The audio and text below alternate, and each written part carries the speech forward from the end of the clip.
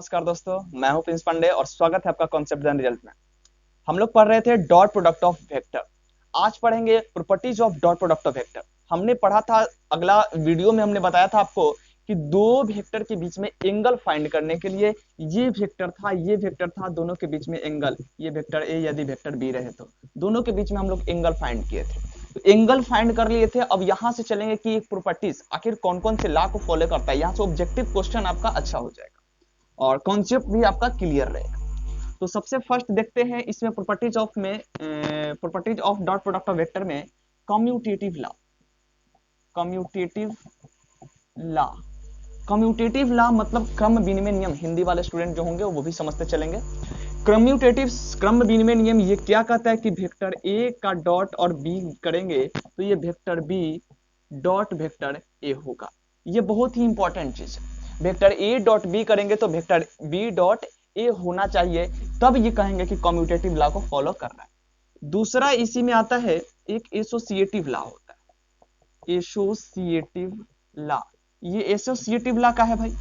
तो associative law क्या चीज, इसको साहचर्य नियम बोलते हैं, साहचर्य नियम। और इसमें क्या होता है कि कोई अगर कोफिशिएंट है, एम है और ए डॉट यदि वेक्टर बी है तो यहां से हम लोग कोफिशिएंट को बाहर भी कर सकते हैं और ए डॉट बी भी लिख सकते हैं, या इसको एम को कर करके और vector A dot vector B और यहाँ पे एम कोफिशिएंट में लगा सकते हैं। इस तरीके से हम लिख सकते हैं। ये डॉट प्रोडक्ट फॉलो करता है एसोसिएटिव लॉ को भी।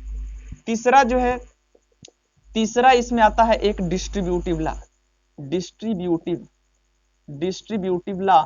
और डिस्ट्रीब्यूटिव लॉ क्या कहता है कि यदि vector A dot vector B plus C है तो क्या करेगा, पारा पारी इसमें चल जाएगा, यानी vector A dot vector B plus vector A dot vector C.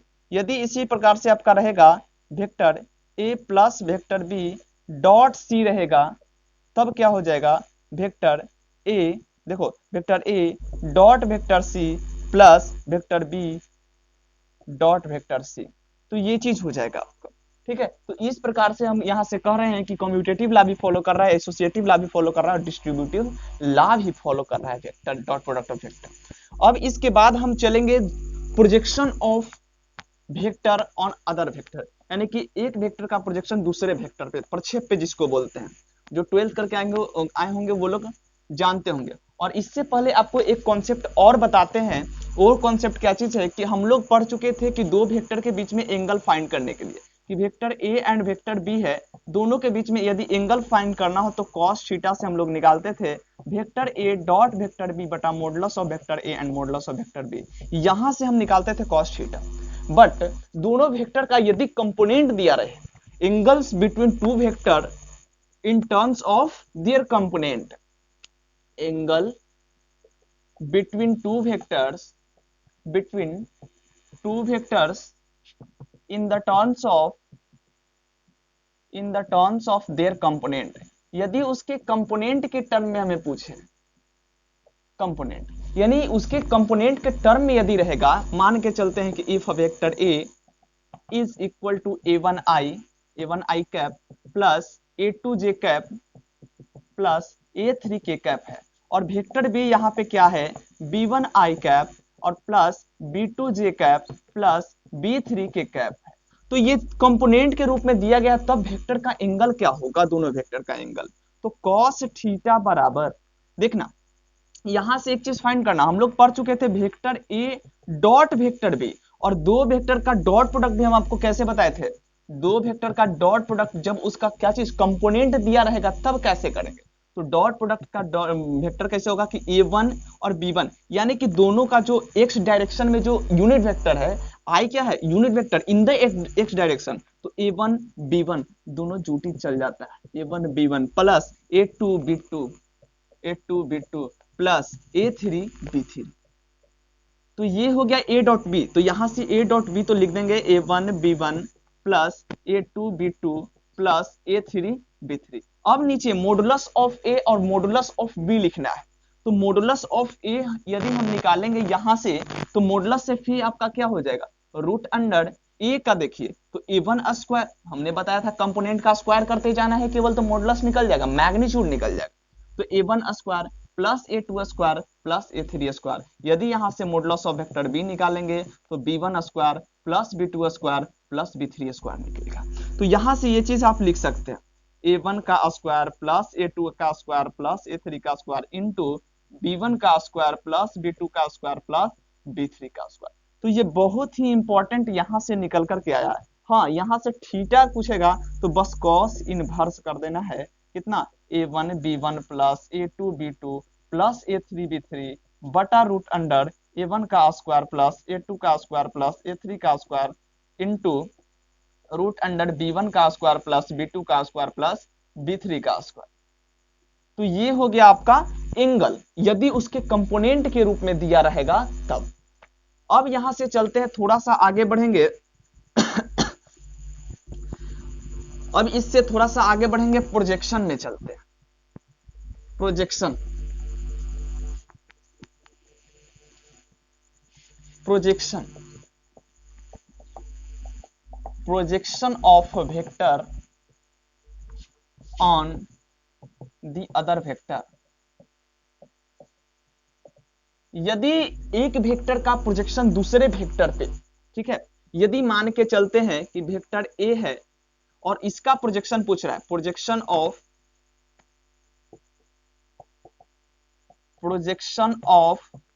Vector A on vector B, projection of vector A on vector B. देखो कॉन्सेप्ट रखो इसका, ज्यादा डीपली मत जाओ कि फिगर से, देखो फिगर यदि समझाते तो यहां से आप डीपली फिगर से भी समझ सकते थे, ठीक है, फिगर से भी आप बहुत कुछ समझते, लेकिन उतना डीप में जाना नहीं है, हमको केवल कॉन्सेप्ट पे ध्यान देना है।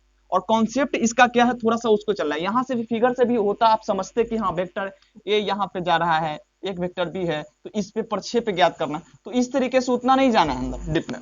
तो कॉन्सेप्ट आपका क्या कि projection of A on B, यानी कि वेक्टर ए का प्रक्षेप वेक्टर बी पर, यानी कि वेक्टर ए का प्रक्षेप पूछ रहा है, आपका प्रक्षेप पूछ रहा है, प्रक्षेप पे किस पे, तो वेक्टर बी पर पूछ रहा है।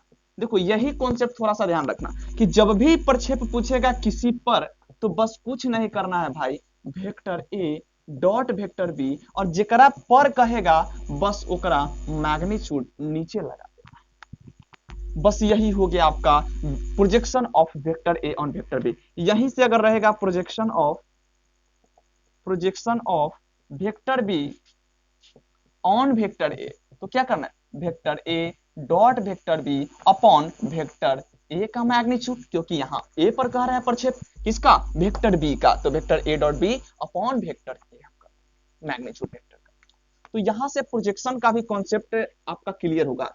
हाँ, वेक्टर ए दिया रहेगा, वेक्टर बी दिया रहेगा, तब ऐसा कॉन्सेप्ट आप लगा सकते हैं। तो प्रोजेक्शन का भी कॉन्सेप्ट आपका एकदम क्लियर होगा, आई होप, हम आशा करते हैं आपसे। तो अब थोड़ा सा इसमें और आगे चलते हैं, प्रोजेक्शन भी क्लियर हो ही गया, तो अब देखते हैं कंडीशन ऑफ कंडीशन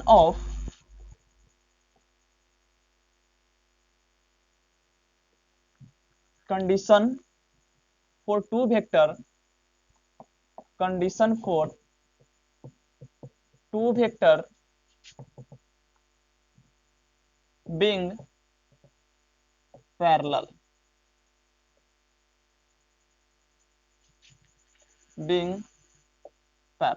यदि दो वेक्टर पैरेलल होगा तो उसके लिए क्या होगा कंडीशन, दो वेक्टर के पैरेलल होने के लिए कंडीशन क्या चीज।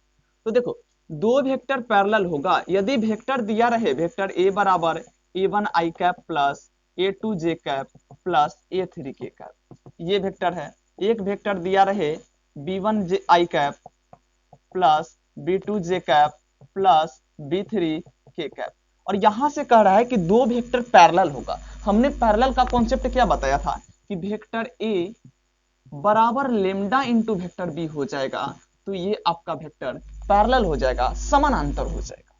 तो इसमें भी यही कॉन्सेप्ट लगाना है, तो वेक्टर ए बराबर लेमडा बी, तो यहां से यदि लिखना चाहेंगे तो a1 i vector plus a2 j cap plus a3 k cap बराबर लेमडा इंटू ये क्या हो जाएगा b1 i cap plus b2 j cap और प्लस b3 k कैप। यहां तक हो गया। अब यहां से देखो a1 बराबर लेमडा बी लेमडा, देखो a1 बराबर लेमडा भी लिख सकते हैं, यहां से आई वाला साथ साथ है, और यहां से हो जाएगा a2 बराबर लेमडा b2 और यहां हो जाएगा a3 बराबर लेमडा b3। तो यहां से एक चीज निकल करके आया है कि a1 बटा b1 बराबर लेमडा, a2 बटा b2 बराबर लेमडा और a3 बटा b3 बराबर लेमडा। तो यहां से जब लेमडा तीनों के बराबर है तो हम ये भी लिख सकते हैं कि a1 बटा b1 बराबर a2 बटा b2 और बराबर a3 बटा b3। तो देखो दो वेक्टर पैरेलल होगा जब उसके कंपोनेंट जो होंगे आपस वाला वो इक्वल होते चल जाएगा। ठीक है, तो ये हो गया कंडीशन ऑफ पैरेलल। ठीक है, condition for two vector being parallel. अब condition of two vectors being perpendicular के कॉन्सेप्ट थोड़ा सा देख लेते हैं। Perpendicular in the terms of their component के टर्म में। तो ये दो वेक्टर दिया गया है, इसी पे देख लेते हैं। तो हमने पढ़ चुका था वहां पे जब वेक्टर के कॉन्सेप्ट में हमने पढ़ा था दो वेक्टर परपेंडिकुलर होंगे, यानी दो वेक्टर एक दूसरे के लंबवत कब होगा, जब उसके बीच के एंगल कितना 90 डिग्री होगा। और यदि 90 डिग्री होगा तो वेक्टर ए डॉट बी हम निकाले थे modulus of vector B modulus of vector A and modulus of vector B cos theta, और cos थीटा यानी 90 is equal to cos theta is 0। Okay, 90 मतलब cos 90 और cos 90 इज इक्वल टू 0 यानी all 0, यानी vector A dot B 0 होगा। तो यहां से कॉन्सेप्ट निकल के आया कि दो वेक्टर परपेंडिकुलर कब होगा, जब उसके डॉट प्रोडक्ट क्या होगा 0 होगा। तो यहां से हम लिख सकते हैं A dot B is equal to 0, यानी कि A dot B a1 b1 plus a2 b2 plus a3 b3 is equal to 0 होगा। तो ये कॉन्सेप्ट हो गया कंपोनेंट के टर्म में कि जब दो वेक्टर कब परपेंडिकुलर होगा, जब a1 b1 plus a2 b2 plus a3 b3 is equal to 0 होगा। तो ये ऑब्जेक्टिव क्वेश्चन में आपका दे सकता है और इस प्रकार के आप क्वेश्चन भी बना सकते हैं। तो यहां तक कॉन्सेप्ट आपका क्लियर हो चुका है, कंडीशन ऑफ परपेंडिकुलरिटी भी हो गया होगा कि दो वेक्टर परपेंडिकुलर कब होगा। अब जो आपका बता रहे हैं कि जो अब नेक्स्ट वीडियो आएगा कल से जो हम लोग पढ़ेंगे लगातार क्वेश्चन का सीरीज, लगभग 5 से 6 वीडियो आपका केवल क्वेश्चन पे जाएगा, ज्यादा ही जा सकता है केवल क्वेश्चन पे। और पहले लो लेवल का क्वेश्चन, उसके बाद हाई लेवल का क्वेश्चन हम लोग देखते चलेंगे, और उसके बाद 5-6 वीडियो यानी कि 4-5 दिन के बाद हम लोग स्टार्ट करेंगे क्रॉस प्रोडक्ट ऑफ वेक्टर, दो वेक्टर का क्रॉस प्रोडक्ट। उसके बाद एप्लीकेशन थोड़ा सा बता देंगे और उसके बाद कैलकुलस स्टार्ट करेंगे बहुत ही जबरदस्त तरीके से। थैंक यू मेरे दोस्त।